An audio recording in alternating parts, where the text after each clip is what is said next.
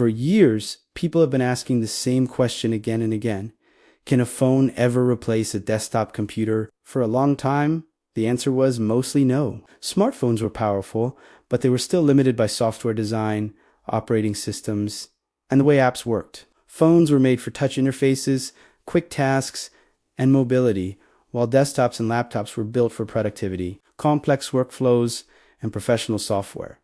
But something has started to change in the last few years. The gap between mobile and desktop computing has been shrinking, and in 2026 we are seeing a new direction emerge. Android combined with Linux technologies is slowly turning into something that looks and behaves like a real desktop replacement. What once sounded like a futuristic idea is now becoming a practical reality. To understand why this shift is happening, we need to look at how computing devices have evolved. In the early days of personal computing, desktops were the center of everything. People used them for work, gaming, development, and creative tasks. Then laptops appeared and made computing portable. Even though they were smaller and more mobile, they still ran the same desktop operating systems like Windows, Mac OS, or Linux distributions. Eventually, smartphones arrived and changed everything again. They became the most personal and widely used computers in the world. Billions of people began carrying powerful devices in their pockets. However, smartphones were still designed mainly for mobile tasks,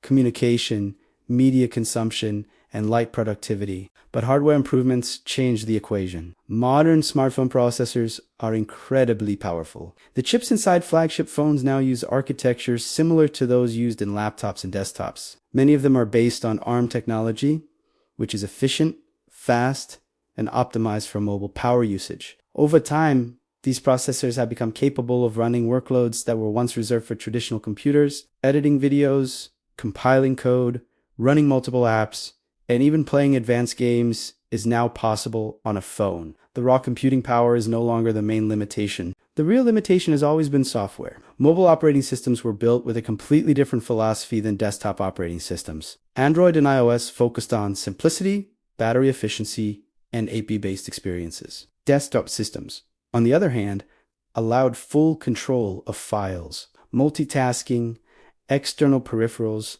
and complex workflows. The difference between the two environments made it difficult for phones to act like full computers. However, Android has always had one important advantage: its deep connection with Linux.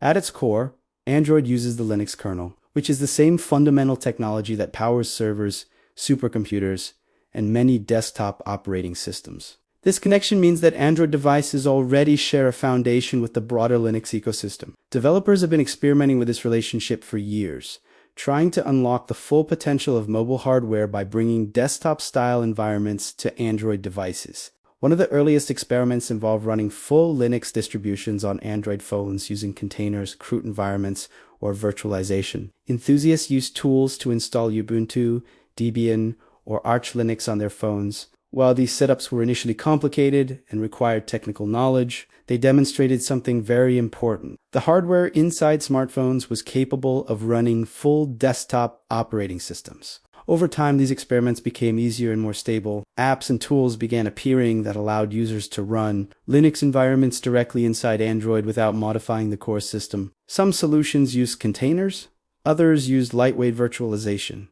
But the idea was always the same: combine the portability of a phone with the flexibility of a desktop Linux environment. Meanwhile, major tech companies began exploring similar ideas from a different angle. Instead of running Linux inside Android manually, they started integrating desktop-like features directly into mobile operating systems. One of the most notable examples is Samsung's DeX technology. When a Samsung phone is connected to a monitor, keyboard, and mouse, it can transform into a desktop-style interface. Windows appear on the screen, multiple apps can run side by side, and the phone effectively becomes a small computer. This concept changed how people think about smartphones. Instead of being just a communication device, the phone becomes the central computer that powers everything else. You carry it in your pocket, and whenever you need a larger workspace, you simply connect it to a display. The same device becomes your workstation. Google has also been gradually moving in this direction. Android has been gaining improved support for external displays,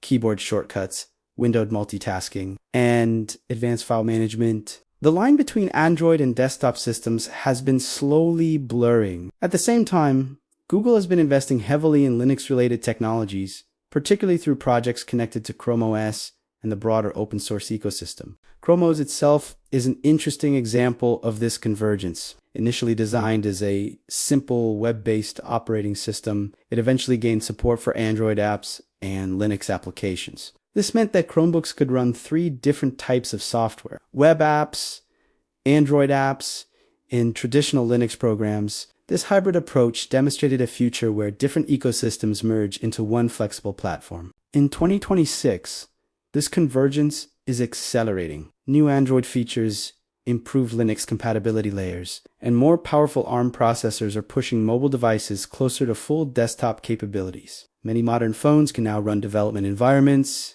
terminal tools, container systems, and even lightweight virtual machines. Another important factor is the growing popularity of ARM architecture across the computing industry. For decades, desktop computers relied mainly on x86 processors from companies like Intel and AMD. But ARM chips have become increasingly powerful and efficient. Apple's transition to ARM-based chips in its Mac computers demonstrated that ARM processors can deliver exceptional performance for professional workloads. This shift has influenced the entire industry. More software is now being optimized for ARM platforms, including Linux distributions, development tools, and productivity applications. As a result, smartphones running ARM processors are becoming more compatible with desktop-style software. Developers are also adapting their tools for this new reality. Many programming languages, compilers, and development environments now work smoothly on ARM-based Linux systems. This means that a phone running an Android-Linux hybrid environment can realistically function as a portable development machine. Imagine a developer carrying only a smartphone and a small portable keyboard. When connected to a display, or even using the phone screen itself, they can open a Linux terminal, write code, run containers, compile software, and deploy applications. This kind of workflow would have seemed unrealistic just a few years ago, but it is becoming increasingly possible. Cloud computing also plays a major role in this transformation. Many heavy workloads no longer need to run locally on a device. Instead, they can run on remote servers while the phone acts as the interface with fast internet connections and powerful cloud platforms. A smartphone can control remote development environments, virtual machines, or rendering systems. This combination of local power and cloud support makes mobile devices far more capable than before. Even if the phone cannot handle a specific task locally, it can connect to remote resources seamlessly. Battery efficiency is another advantage of mobile hardware. Smartphones are designed to operate for long periods on relatively small batteries. ARM processors consume far less power than traditional desktop processors while still delivering impressive performance. This efficiency means that a phone-based computing system can run for many hours without needing to be plugged in. Portability is perhaps the biggest benefit of this new approach. Traditional laptops are already portable, but they still require carrying a relatively large device. A smartphone-based desktop system reduces the core computing device to something that fits in your pocket. You can connect it to different screens in different locations, at home, at work, in a hotel room, or even in a shared workspace. Some companies are experimenting with accessories designed specifically for this concept. Portable monitors, keyboard cases, and docking stations allow phones to transform into laptop-like setups within seconds. Instead of owning multiple computers, users might rely on one powerful mobile device that adapts to different environments. Security is another interesting aspect of this trend, because the phone becomes the central computing device. Personal data stays with the user rather than being spread across multiple machines. Modern smartphones already include strong security features such as biometric authentication, secure enclaves, and encrypted storage. These protections can carry over into the desktop-style environment. There are also economic implications. In many parts of the world,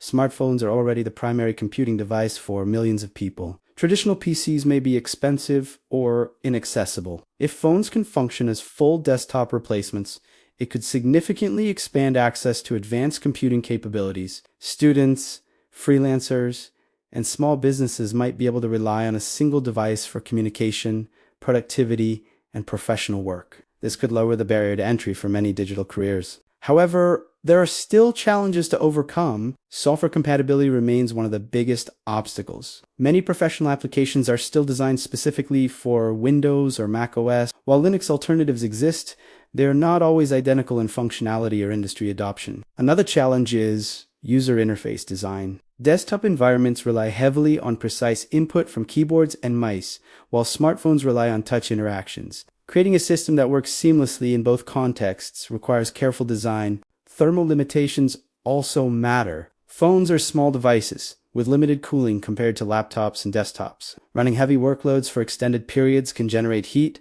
which may cause performance threats. Engineers continue working on improved cooling solutions and more efficient chip designs to address this issue. Despite these challenges, the progress made so far suggests that the idea of a smartphone as a primary computer is becoming increasingly realistic. The combination of Android's flexibility, Linux's power, ARM's efficiency, and cloud connectivity is creating a new category of computing device. In the coming years, we may see operating systems evolve even further to support this hybrid model instead of separate mobile and desktop platforms. We could have unified systems that adapt dynamically to different screen sizes and input methods. Imagine plugging your phone into a monitor and instantly getting a full Linux desktop environment with window management, development tools, and advanced multitasking. When you unplug it, the system returns to a mobile interface optimized for touch. Developers, content creators, and power users are already experimenting with these possibilities. Some run containerized development environments directly on their phones. Others use remote desktops connected to powerful servers while the phone acts as the client.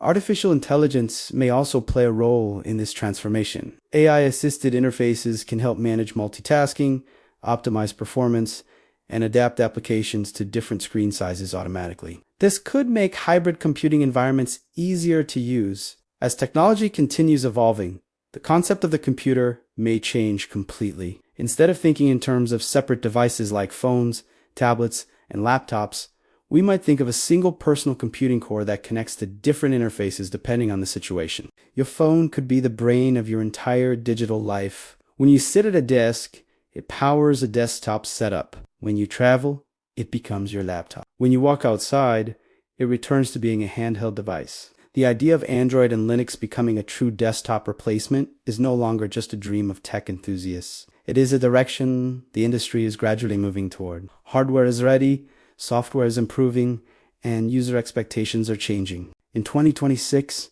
we are witnessing the early stages of this shift. It may not fully replace traditional computers yet, but the foundation is clearly being built. As mobile processors become even more powerful and operating systems continue integrating desktop features, the smartphone could finally become the universal computer people have imagined for decades. The future of portable computing might not revolve around carrying more devices. Instead, it may revolve around carrying just one